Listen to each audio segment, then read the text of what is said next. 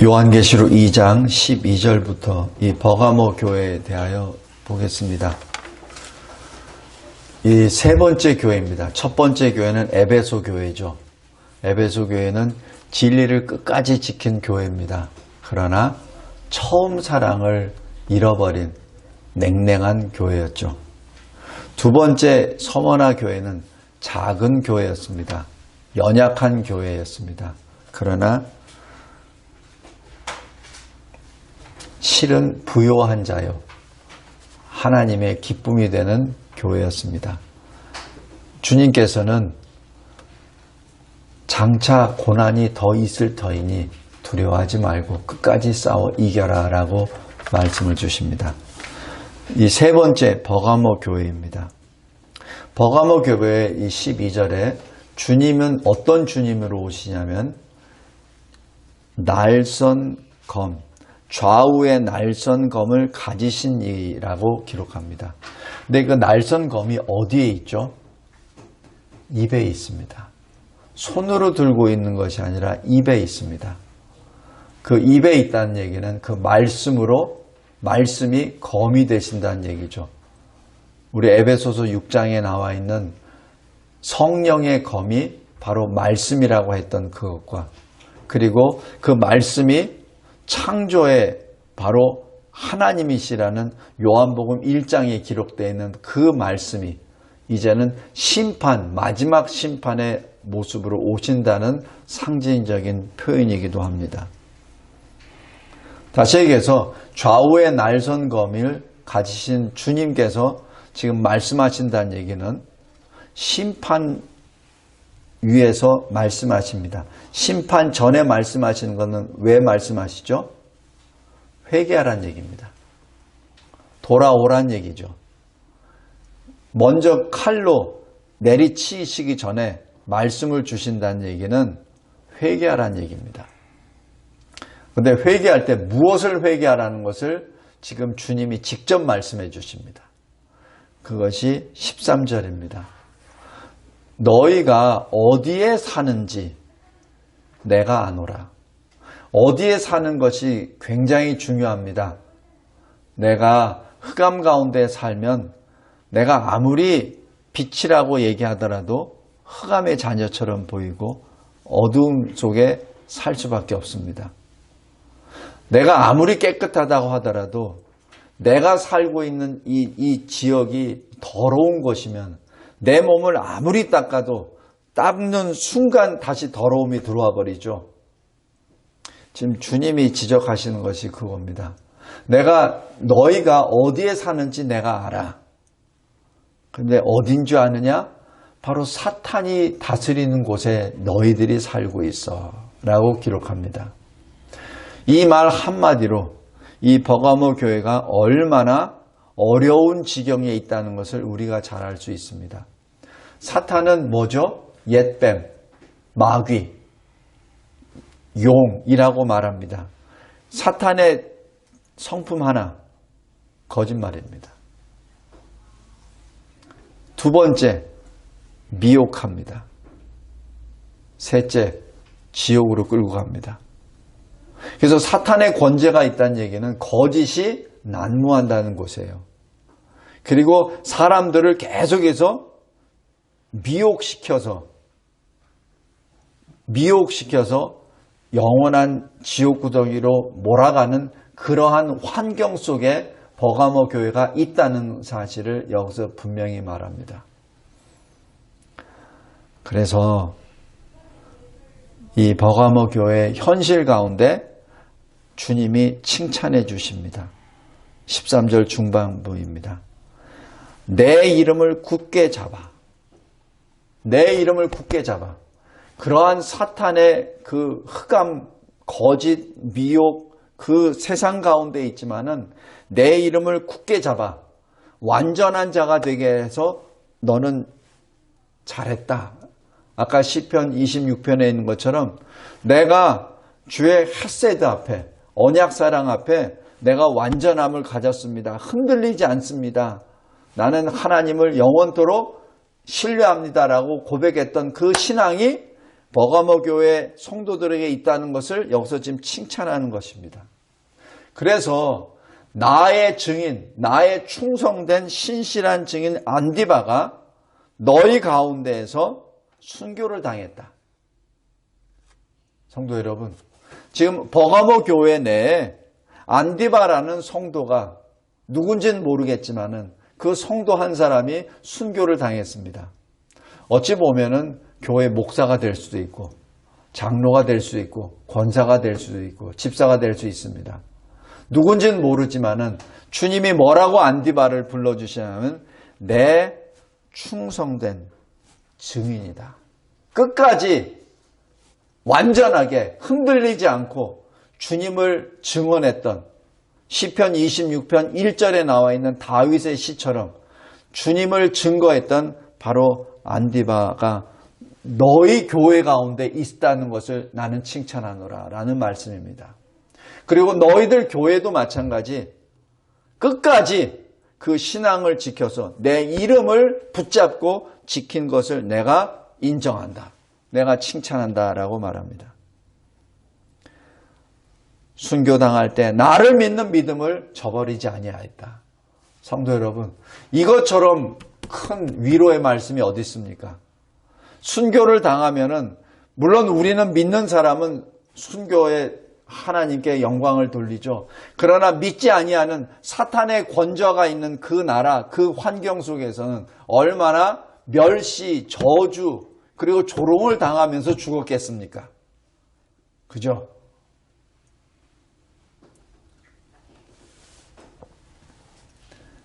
그런데 14절에 주님이 책망할 것이 있다라고 말씀합니다.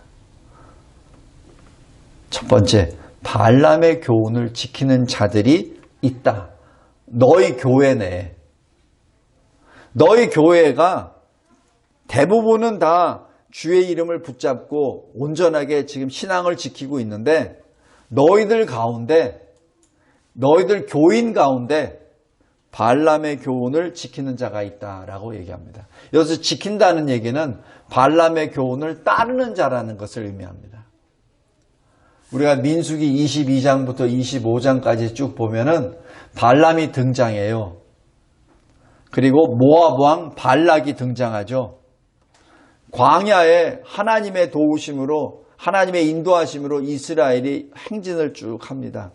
그런데 행진할 때마다 거기에는 낮에는 구름 기둥이, 밤에는 불 기둥이, 그 20세 이상만 돼도 60만 되는 그 커다란 무리가 그 모든 식구들과 모든 것을 할 때는 200만에서 300만 되는 그 커다란 규모가 일사불란하게 쭉 이동했다가 서고 이동했다가 서고 합니다. 그것을 모압 왕 발락이 바라보았을 때 두려운 거예요. 그래서 모압 왕이 이스라엘을 없애려고 합니다. 근데 힘으로는 안 되니까 발람이라는 거짓 선지자를 돈으로 주고 고용을 해서 높은 곳에 올려서 그 이스라엘 행진하는 것이 보이는, 진영이 보이는 곳에서 저주하도록 사주를 하죠. 그러나 발람이 그곳에서 입을 벌려서 이스라엘을 저주하려고 하는 그 순간에 하나님이 입을 바꿔버리세요. 그래서 저주가 아니라 축복의 말씀을 전합니다. 그것을 3번이나 합니다.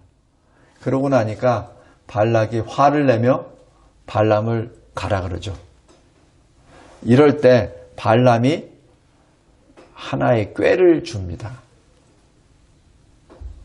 모압 왕이요, 그래도 내가 당신한테 돈도 받고 그리고 지금까지 대접도 잘 받았는데 그래서 내가 계략을 하나 줄게요. 뭔지 아세요? 바로 이스라엘 백성 그 진영 옆에 아름다운 여인들을 보내십시오. 딱 그거 한마디입니다. 그러자 그 계략이 그대로 이스라엘 군인들이, 젊은이들이 모압의 여인들과 같이 살게 됩니다.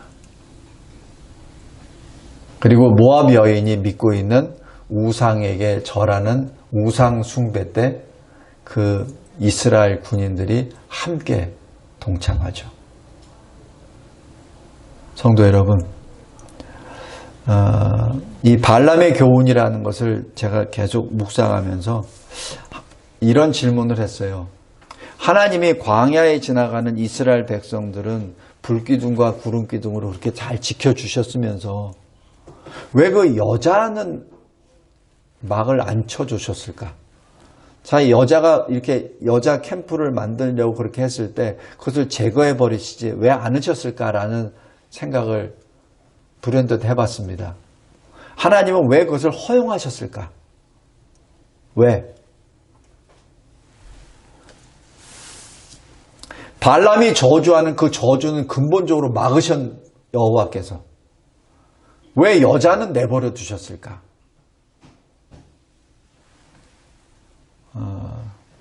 첫 번째 하나는 이스라엘 백성들이 깨닫지 못해요. 왜냐하면 발람이 산 위에서 저주를 하려고 하니까. 그거는 이스라엘 백성이 알 수가 없어요.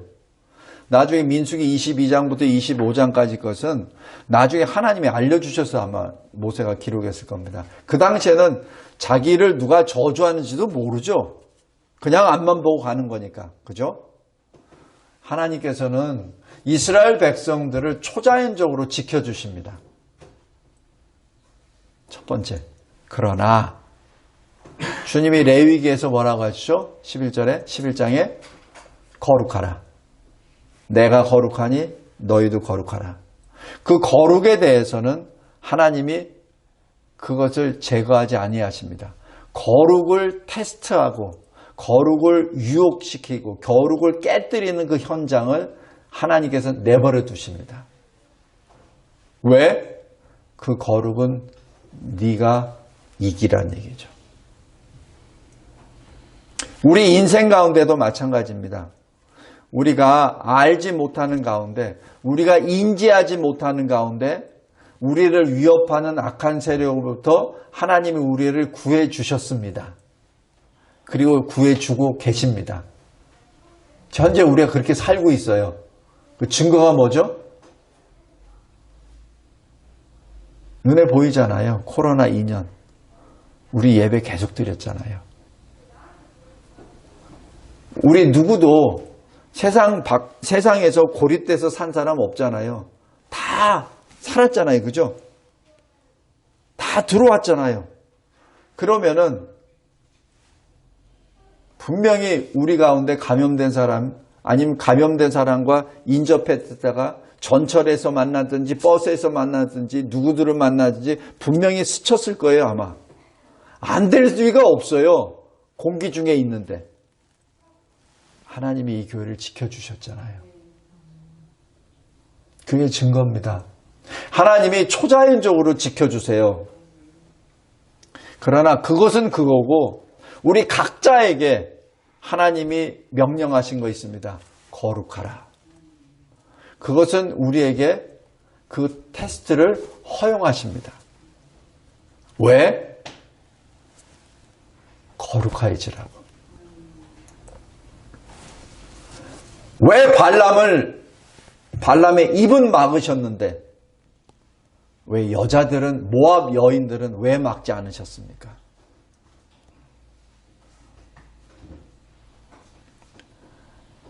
여기 14절에 발람의 교훈. 하나님의 백성들을 실족시키기 위해서 발람이 꾀를 낸 것이죠. 인간의 가장 연약한 부분을 건드린 거죠. 광야 생활을 하는 피가 끓는 젊은 남자들에게 가장 약한 게 뭐죠? 바로 정욕입니다. 그것을 건드린 거죠. 인간에게 가장 약한 것, 젊은 사람들에게 가장 약한 것을 터치를 한 거죠. 성도 여러분, 우리 교회 내, 이 기독교 내에서도 이러한 발람의 교훈들이 스물스물 들어갑니다. 그게 뭔지 아세요? 그게 공산주의 사상입니다. 하나님의 말씀, 진리를 훼손하는 거짓 교훈들입니다. 그러면서 그럴듯한 사람들, 그럴듯한 신학자들에 의해서 포장되어 가지고 슬쩍슬쩍 놓죠. 어떻게 하냐고요? 사도행전 잘 봐. 초대교회지? 다 끄떡끄떡하죠. 그래, 초대교회 다 물건을 다 나누지? 누구도 부족함이 없다고 했지? 끄떡끄떡. 그게 뭔 줄 알아? 공산주의야. 그럼 전부 다 그렇습니까? 공산주의가 바로 우리 유토피아, 천국이야. 사람들이 그냥 넘어가 버립니다. 그러나 사도행전을 잘 보세요. 결코 공산주의가 아닙니다. 공산주의는 공산당이 평등을 목표로 해서 모든 사람 것을 다 일단 뺐습니다. 강제로 착취합니다. 그 다음에 그것을 자기가 공산당이 유지할, 자기가 가져야 될 것을 남겨놓고, 왜냐면 없으면 못하니까 남겨놓고 나머지 가지고 사람들 N수로 나누어 줍니다. 그러면 모든 힘과 재물과 권력은 어디가 있죠? 공산당이 가지고 있죠. 그리고 남은 국민들은 어떻게 되죠? 그 남은 거 가지고 N분의 1로 다 나눠버립니다. 평등이죠. 그런데 그 평등은 거짓 평등이죠. 거지가 뭐죠? 받는 사람입니다. 자기가 일을 안 하고 자기가 한 만큼 소득을 얻는 것이 아니라 그냥 받는 사람이에요. 거지로 만드는 거죠. 인간이 일해야 될 그 소망이나 능력을 제거해버립니다. 그래서 백성들을 받는 자, 공산당에 의지하는 자가 저로 만들어버리죠. 통제사회로 만들어버립니다. 그게 공산주의입니다. 그것을 교회에다가 슬쩍 집어넣어버립니다. 성도 여러분, 발람의 교훈을 지키는 자들이 있도다.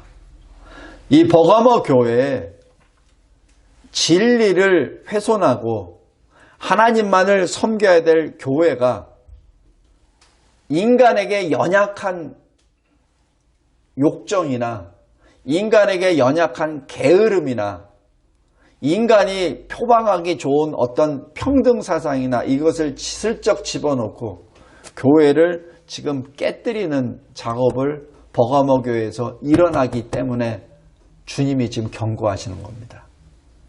그런 사람들이 몇 명 있다는 얘기예요.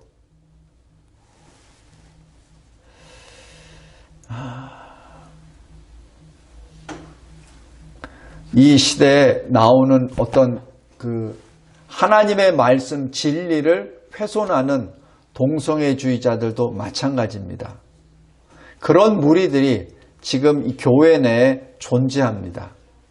그러면서 그럴듯하게 신학적으로 설명을 하고 또 신학적으로 누구를 가르치려고 하죠. 근데 거기에 귀가 솔깃솔깃 해버립니다. 그래서 어떻게 되죠? 교회들이 자꾸자꾸 타락의 길로 걸어갑니다. 하나님의 진리와는 전혀 다른 길로 자꾸자꾸 빠져들어가는 것이죠. 발람의 교훈을 지키는 자들, 이 시대에는 공산주의 사상이 그렇고 동성애를 지지하는 자들도 그렇고 그리고 하나님의 말씀을 자기 마음대로 해석하는 자유주의 신학자들도 있고 그리고 종교 혼합주의자들도 있습니다. 이런 사람들이 굉장히 많이 들어와 있어요. 그래서 교회가 교회의 맛을 잃어버리고 말게 됩니다. 그 결과 어떻게 되죠? 우상의 제물을 먹고 행음하게 하였다라는 이 발람 시대에 있었던 이스라엘 백성들의 그 처참한 기록이 나옵니다. 그것이 민수기 25장입니다.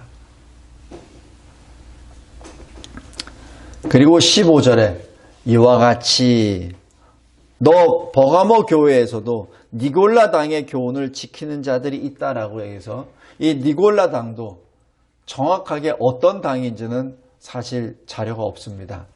그러나 이 발람의 교훈을 따르는 어떤 당을 니골라 당이라고 하지 않느냐라고 봅니다. 벌써 이 발람의 교훈을 따르는 이런 무리들이 많이 생겼기 때문에 교회 내에 당이 생겨버린 거예요. 벌써 분파가 생겨버렸다는 얘기입니다. 그 얘기는 뭐죠? 교회 내에 하나님의 말씀을 대적하는 무리들이 상당히 지금 모였다는 것을 의미합니다. 힘을 가지게 됐다는 얘기죠. 성도 여러분, 지금 현재 우리 대한민국 교회도 똑같습니다. 대한민국 교회 내에도 이러한 니골라당이나 발람의 교훈을 따르는 무리들이 지금 당을 이루고 있어요.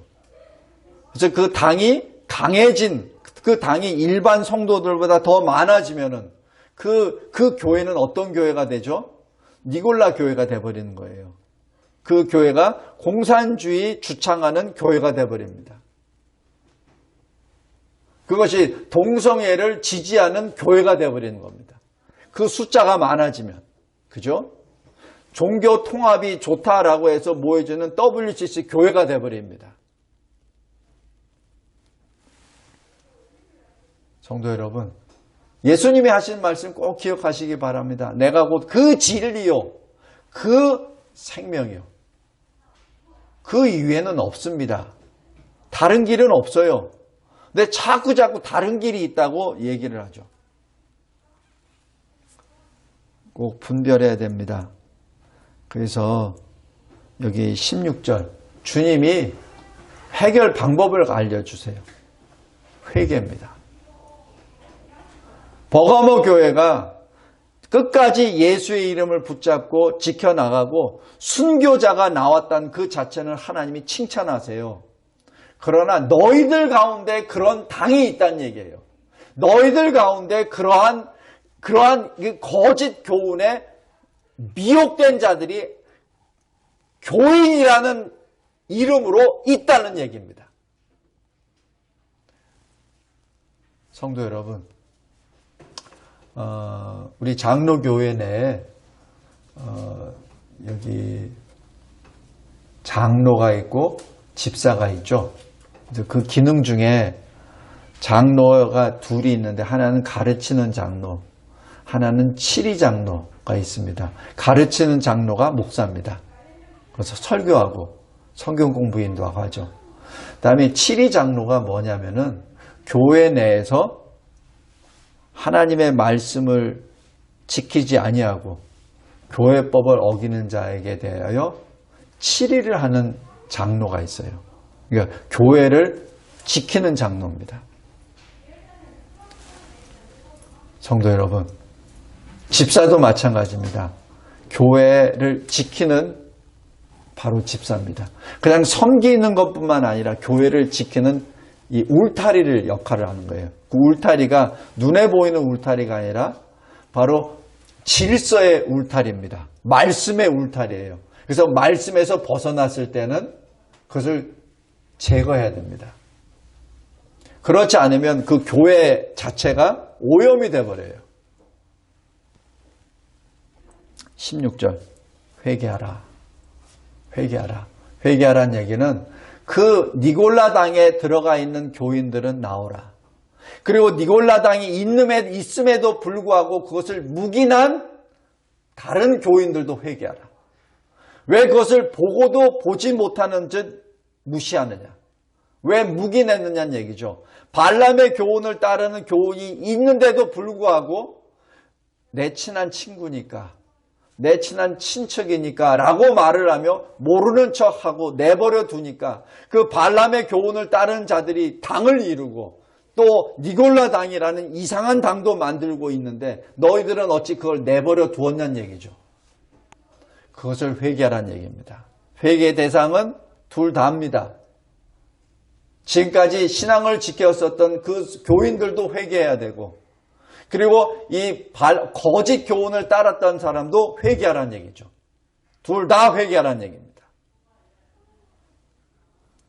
주님이 엄히 명령하십니다. 그리하지 아니하면 내가 너에게 속히 가서 내 입의 검으로 그들과 싸우리라.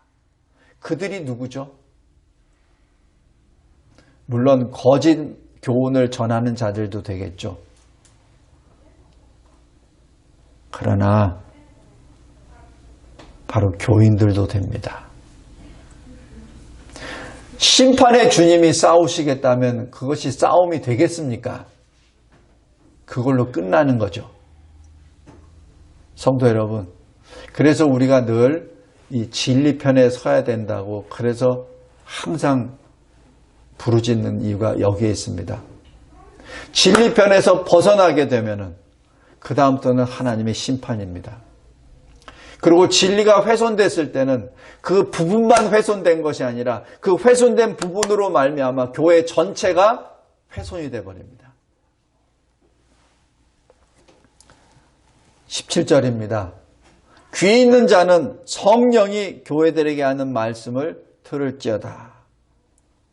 이기는 자에게 내가 감추었던 만나 바로 생명의 양식을 주리라. 흰 돌, 거룩한 돌, 승리의 돌, 영원한 돌, 그 돌에 너희들의 이름을 기록하리라. 이것은 영생을 주시겠다는 얘기입니다. 성도 여러분, 오늘 버가모 교회에 주시는 그 말씀이 이 시대에 우리에게 주시는 굉장히 뼈아픈 말씀입니다. 신학적으로 어떤 오류가 발생됐을 때 제가 전에 신학교에 있을 때만 하더라도 서로 토론을 할 수 있었어요. 그래서 이것이 맞고 저것이 틀리고 서로 토론할 수 있었습니다. 근데 지금은 토론이 안 돼요. 지금 이 시대는 토론이 아니라 틀리면은 나가버립니다. 시대가 그렇게 변해졌습니다. 전에는 그래도 틀리면은 틀린가, 어디가 틀리나, 또 무엇이 틀리나 알아서 그래도 좀 앉아서 듣기라도 했었어요. 비록 씩씩은 되더라도. 근데 지금은 그 자리에 안 있습니다. 그냥 나가버립니다. 말씀을 맺겠습니다. 항상 진리편에 서는 저와 여러분이 되길 바랍니다. 시편 26편에 있는 것처럼 하나님의 언약 사랑이 나의 목전에 있나이다. 내 눈앞에 있나이다. 내가 결코 흔들리지 않게 하소서. 주님, 나를 시험해 보세요. 내가 흔들리나 흔들리지 않나 테스트해 보십시오. 라고 할 정도로 늘 주님 앞에 진리 편에 서는 저와 여러분이 되기를 바랍니다. 이 혼돈의 이 시대, 사람들이 이상한 무리들이 몰려 들어옵니다. 특별히 대한민국 교회에 지금 들어오는 종교 혼합주의, WCC의 그 쓰나미와 같은 그 물결은 대한민국 교회 과반수를 벌써 쓸어버렸습니다. 공산주의, 사회주의 사상은 지금 큰 교회든 작은 교회든 많이 들어와 있습니다. 그래서 제가 지난번에 말씀드렸죠. 어느 한 장로가 김 목사, 이 새로운 걸 봤는데 사도행전이 사회주의야. 장로가 그럽니다. 성도 여러분, 우리 교회는 그런 것이 없기 때문에 목사님 왜 이렇게 너무 민감하게 하세요 그러는데 안 그래요. 공산주의자들이 대한민국 교회에 많이 제법 들어왔어요. 깨어있기 바랍니다. 마찬가지 동성애주의자들도 마찬가지입니다. 동성애주의자들은 사랑의 대상입니다. 그러나 그들이 주장하고 있는 동성애는 심판의 대상입니다. 그래서 진정으로 동성애주의자들을 사랑한다면 사랑을 어떻게 표현해야 되냐고요? 회개하라고 전도해야 됩니다. 그것이 사랑의 운동입니다. 그것이 사랑입니다. 그들을 그냥 껴안고 어이구 내 사랑해서 당신도 하나님이 사랑하시는 사람이라고 얼싸안고 앉는 것이 사랑이 아닙니다. 그것은 서로가 죽는 겁니다. 그들에게 말해야 됩니다. 회개하라. 내가 하고 있는 것은 지금 심판을 받을 것이니 회개하라. 돌아오라. 라고 말하는 것이 참된 사랑의 표현입니다. 우리 깨어있는 자 되게 합시다. 그리고 주님이 오시는 그 모습을 꼭 기억하시기 바랍니다. 말씀으로 창조하신 주님이 심판 때에는 입에 검을 가지고 오십니다. 그 검이 우리를 회개하는 치료의 검이 될 때 우리가 살 길입니다. 그러나 그 검이 우리를 심판하러 오실 때는 우리에게는 살 길이 없습니다. 그 검은 분명히 치료도 하지만 심판도 합니다. 주님이 버가모 교회에게 주시는 그 말씀은 우리를 심판하시기 위한 검이 아니라 우리를 치료하기 위한 검입니다. 치료할 때 치료를 받는, 그래야 주님 앞에 기쁨으로 평탄한 곳 반석 위에 주를 영원토록 송축하는 저와 여러분이 되기를 바랍니다. 하나님 아버지 감사하고 감사합니다. 하나님께서 저희들에게 주신 이 버가모 교회에게 주시는 이 서신 내용이 참으로 이 시대 우리에게 주시는 말씀임을 고백합니다. 항상 깨어 있어 진리편에 서서 하나님의 이름을 끝까지 붙잡고 하나님을 송축하는 이 교회가 되게 하옵소서. 예수 그리스도의 이름으로 기도드리옵나이다. 아멘.